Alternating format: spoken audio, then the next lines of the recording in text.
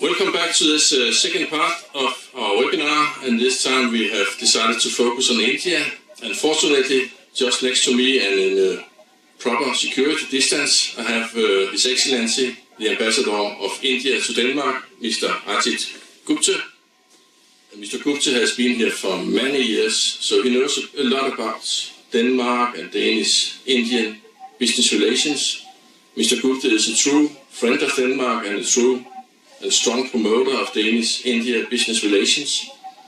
So we are very happy to have you here, Mr. Gupte. Namaste. Please, the floor is yours. You will intervene for like 10-15 minutes, and then we have some time for questions. Then we will have a short break, and then Mr. Kunal Singla from our India office will do an intervention. So please, Mr. Gupte, the floor is yours. Well, thank you for organizing this very useful webinar. And I began with the normal customary Indian greetings, thousands of years old, saying Namaste, and perhaps that is one more layer of protection for the Indians. But let me start by briefing you a little bit about the steps that India has taken to fight the pandemic. And I'll run you through a few slides. Fortunately, India moved quite fast to try and contain the spread of the pandemic. In fact, we started evacuating our students from Wuhan in the end of January. We had about 650 students, and we were able to extract them. We sent 3 flights. We also sent some medical supplies to China.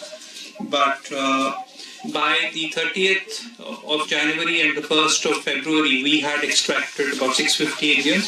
We also then in February evacuated Indians who were stuck in the Diamond Princess of Japan, and later we evacuated Indian students from Italy. So one of our first steps was to actually evacuate Indians. Just one second. Yeah. Oh, sorry. Yeah. Just one second. I'll come to that. We also started by setting up a number of quarantine camps for the Indians who had come back. We actually started screening incoming passengers from overseas very early. So we started screening them by the 17th of January. And we have screened a very large number of people who have come in from overseas. We then moved on February 26th, where we started banning incoming flights from the countries where the pandemic was occurring. So by 26th of February, we had asked Indians to refrain from non-essential travel to South Korea, Iran, and Italy.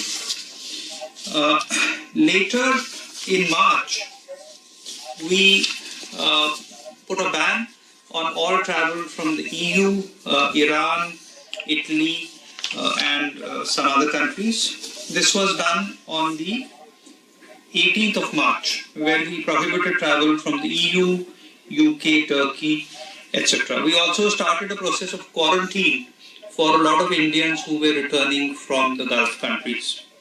So in February, we were quite satisfied that the number of cases in India was not very high, but because India is a very large country of 1.35 billion people, a very large number of people staying in villages, about 55 to 60% of the people still staying in villages, about 40% staying in urban areas. So unless we have the popular support of the people for a kind of lockdown, it is very difficult to implement it. So our Prime Minister decided to do a trial. So on the 22nd of March, we had a one-day voluntary curfew. It was known as a Janta curfew. And this was to, I think, try and test how the people of India respond. We did the curfew at a time when we had very few cases. We had only about 450 cases at that. So we were, I think, one of the early movers. And based on the response of the people, the Prime Minister announced on the 24th of March, a lockdown for 21 days. This is a complete lockdown where people are not allowed to come out of their homes except for buying food and essential supplies. So you can see in the first chart that the 3-week lockdown was announced or became effective from 25th of March, and you can see the three figures. It is estimated that if we had not done any lockdown, we would have had 820,000 cases by today. That's a lot of people. With a partial lockdown, we would have had 120,000 cases, but by 9th of April, we had 5,194 cases. As of today, we have about 10,500 cases, and we have quite a low casualty rate. We have about 410 people who have unfortunately died. So as you can see, it's early days. One cannot make any firm come to any firm conclusions. But we have so far, I think, been reasonably successful in preventing an explosive growth of the pandemic. And I think you will agree with me that that is not easy in a country which is so populous, so densely populated, where the urban areas have populations of 18, 20 million, a lot of people staying very close together. But despite that, we've been able to slow down the doubling of the virus. Yeah. So as you can see, the steps that India has taken in terms of screening the passengers who came, we have actually screened virtually every passenger who has come from overseas. The entire machinery of the central government and the state governments is focused only on trying to control the spread of the pandemic. And enormous efforts are being made behind the scenes where the police and the health authorities are doing a lot of tracing and containment.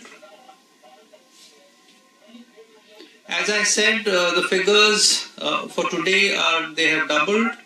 It's about 10,500. We have a 12% recovery rate. The recovery rate is quite high. So here we have some steps. As I said, we started the screening very early, 18th of January. We did a partial lockdown when we had 451 cases, and perhaps that is the reason that we've been able to so far prevent a very massive spread. I explained some of these steps: suspension of visa, entry of cruise ships prohibited, prohibition of flights. That prohibition still continues. From 19th of March, all flights were prohibited into India except for cargo, and this is being continued till the 30th of April.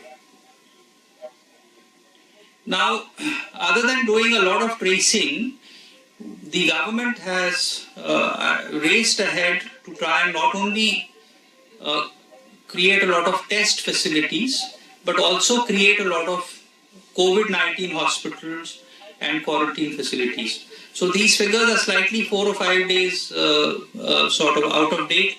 We have roughly created facilities to house about 200,000 patients for the COVID. If you don't mind, it's okay. We have started building a lot of ventilators. As you know, India is a large manufacturer of automobiles. We are the 4th largest manufacturer of automobiles. So 2 of the largest companies in India have taken up the task of manufacturing ventilators, and they expect to produce 50,000 ventilators by May. That is Maruti Suzuki and Mahindra. And we have set up large number of quarantine facilities. In fact, because of the congested cities, whoever is testing positive is not being advised home quarantine, but is being brought to these hospitals. So when I spoke to some of my colleagues back in India, they said, I asked them, how many patients do you have? They said, look, we have 40 patients. None of them are coughing. None of them have got a cold. But they have tested positive. The railways, we've done an interesting thing because all the trains are stopped. So the trains have also been converted into isolation beds. Fortunately, not many of these facilities are so far being used. But we are putting a lot of people, as I said, who have tested positive into quarantine.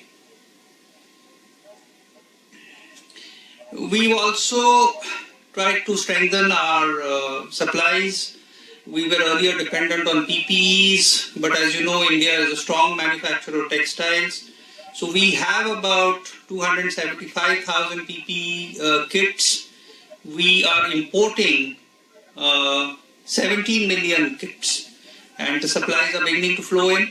I should add that not only the Indian Air Force, but the private airlines in India are also being utilized to provide the specialized equipment to different parts of India, so that even the more remote or not so developed states in India have these facilities.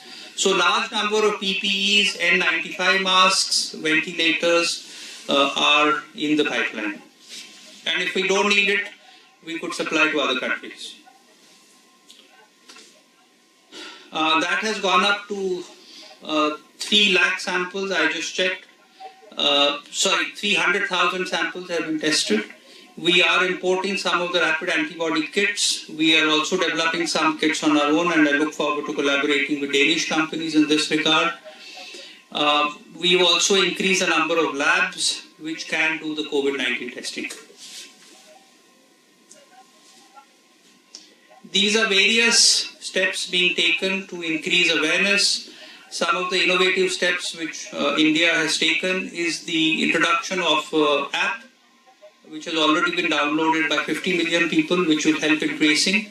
The concept of using homemade face masks has also been popularized by the Prime Minister himself and by many cabinet ministers. And many of the state governments already have in place legislation requiring you to use some kind of a face mask when you step out. Now, I think you will all be interested in knowing what India is doing in terms of opening up the economy. So, just to give you a brief recap, that 3 weeks of clampdown and lockdown, which has been accepted by the people of India, and we had to undertake enormous efforts to be able to supply food and essential supplies to about 375 million people living in urban areas. Many of them are poor. But we have also started the process of opening up the industrial sector. Even earlier, the essentials, the medical supplies, the pharmaceuticals, those were open. Now we have put in place a plan, and orders have been issued where we are working on two tracks. One is a horizontal track where we divide the country into areas which are free of the coronavirus. And I'm glad to tell you that 320 districts out of 715 districts in India are free of the coronavirus. So the intention is that those areas which don't have the coronavirus, they will be allowed to carry on their activities, whether it is in agriculture, manufacturing, or even the regular services sector, while maintaining precautions.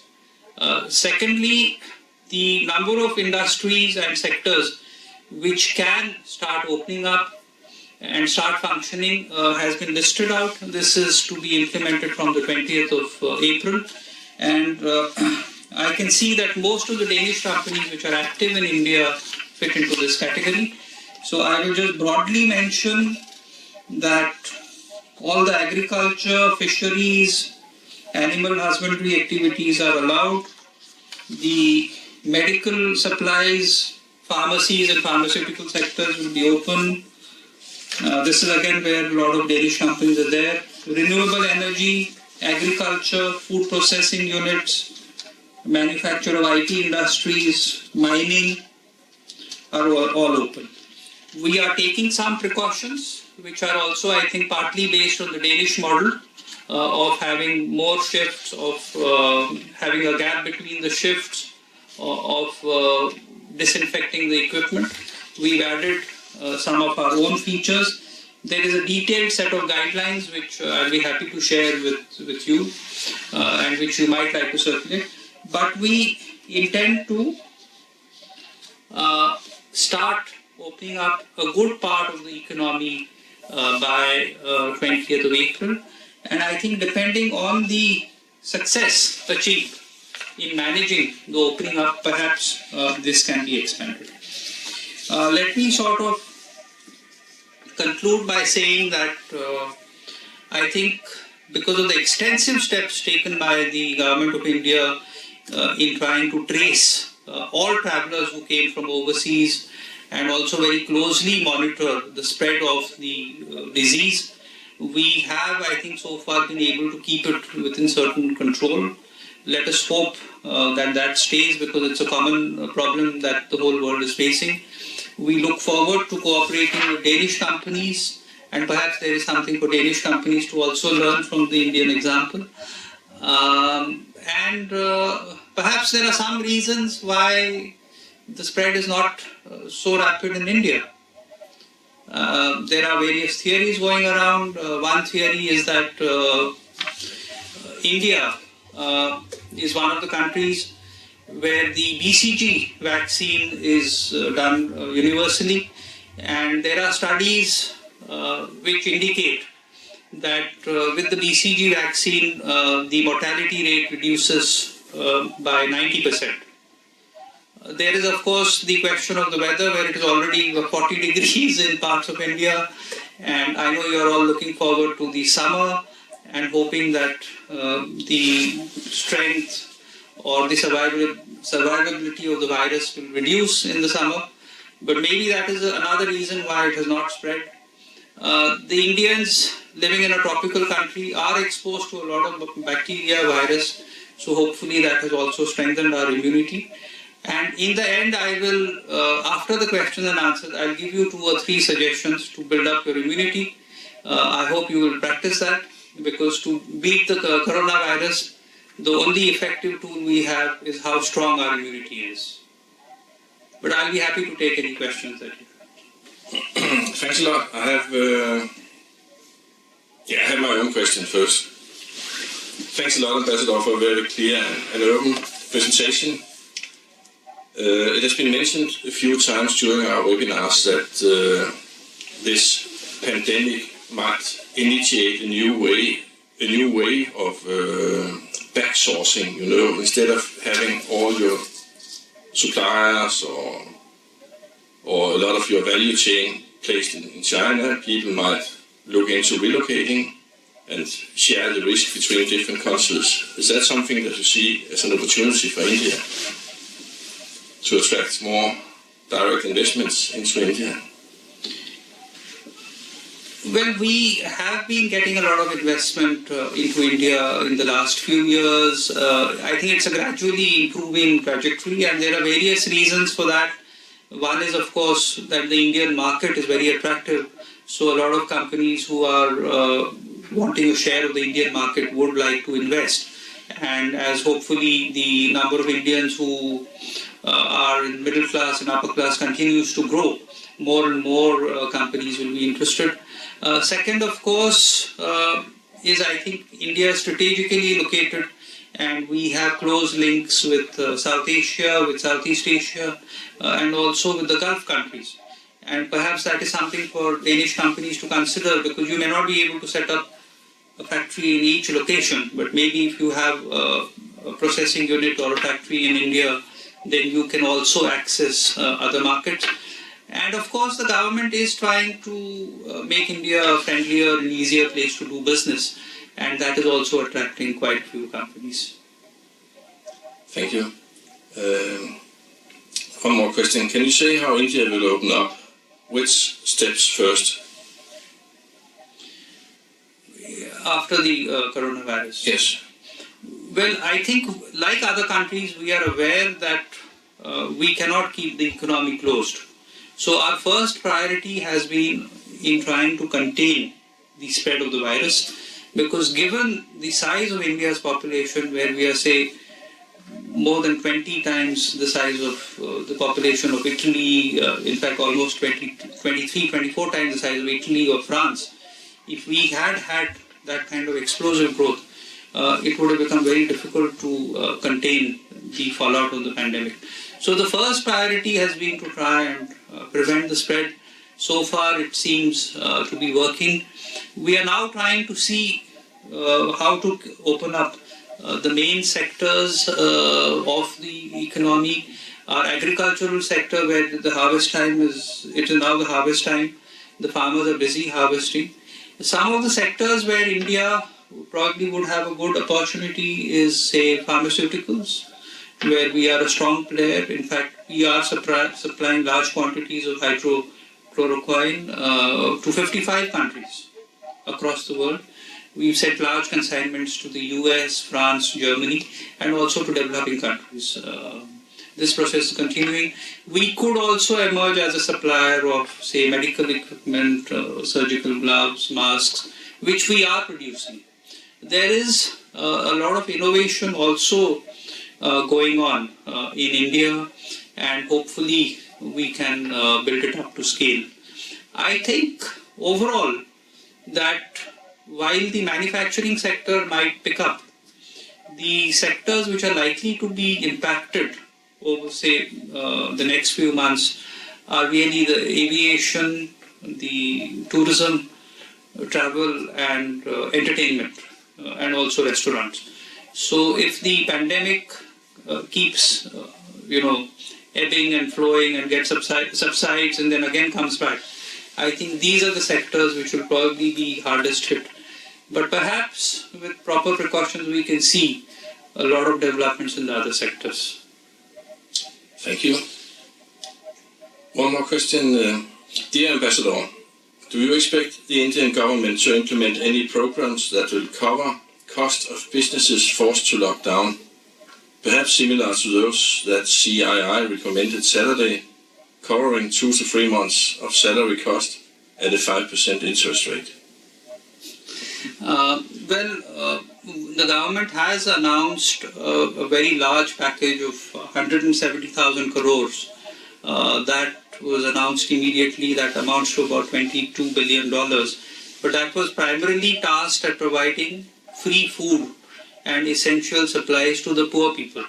There are a lot of workers who are out of jobs, who have to be provided food. You may have seen some articles or some stories, but look, I think you have to place in context the fact that it's not easy to manage a population of 1,350 million people, and there may be 1 or 2 stray incidents, but even those incidents were managed very, very quickly, very swiftly. From what I hear, because I am also reading the news, the government is about to announce a large package for small and medium enterprises. I read a news article that this is likely to be announced soon to help prop up the SME sectors. This will be worth perhaps $1.5 billion. But I think what you will also see is probably that if these sectors are allowed to function, then they will be able to start operating at sort of a reasonable level, and depending on how many precautions they take, it may be possible for them to come back to normalcy while reducing the number of workers at the workplace. Thank you. Finally, it's very good to see how you have succeeded to contain spreading of the virus. There can be many reasons for that. You mentioned the climate. It could be in the genes of the Indians. It could be the fact that you are exposed to tropical diseases. It could be your spicy food. There are many reasons. You mentioned that you had a few good recipes for mixtures that can prevent infections. You see, because let us admit that in spite of all the fantastic advances that have been made in modern science, I saw this interesting joke. It shows Mr. Bean, famous Mr. Bean, and he's holding a bar of soap, and he says, how come the world's best scientists can't find a solution, a treatment to a problem which can be solved by this bar of soap? Yeah. So there is a bit of this contradiction where the virus can be killed by soap and can be killed by a little bit of alcohol rub. But if it gets into the body, it can play havoc. But as of now, just one or two points. One is, of course, that in India we have been starting to give hydrochloroquine to our healthcare workers and also the administrative staff who come and interact with a lot of people, and also the police which are maintaining law and order. That is being done as a precautionary measure. But I would only suggest, if you wish, that you might like to do some yoga. There are many videos. Yoga doesn't have to be very complex or very complicated. It can be a few simple poses which can be done by everybody of any age, whether they are fit, unfit. The main question is that you hold the pose for about a minute. You remain steady. You don't have to exert yourself. We have put up some basic yoga postures on our website of the embassy. It is also available elsewhere. So I would encourage people to try and do yoga for 10 minutes. It can also be combined with some breathing exercises, which are a traditional part of the Indian yoga. The breathing exercises not only help to calm the mind, but it also helps in strengthening the lungs, which is again a very important preventive step against the coronavirus. Secondly, there is the ancient Indian science of Ayurveda, which is very popular in Germany, in other parts of Europe. In Denmark, people still don't know enough about it, but perhaps it is time. There are a couple of simple remedies. You might like to look at our embassy's website for some basic remedies. We're not getting into very complicated stuff, but one popular remedy which Indians have been practicing from childhood is to add about half a spoon of turmeric powder, ground turmeric powder, into milk, hot milk, and have it at night. Another simple remedy which has been suggested is to have warm water with lemon and a little bit of ground black pepper. There are one or two other recipes also. The spices are available very readily. So please go ahead and do try yoga, do try a little bit of Ayurveda. After all, a dash of lemon and some pepper will not harm you. Thank you so much for your contribution and for your good recommendations, Ambassador Gupte. It's appreciated. Thank you. Thank you. We will now have a short break, and then at 3:45, my colleague Kunal Singla from DI's office in India will do an intervention. So please grab a coffee, answer some emails, and prepare your next question. Thank you.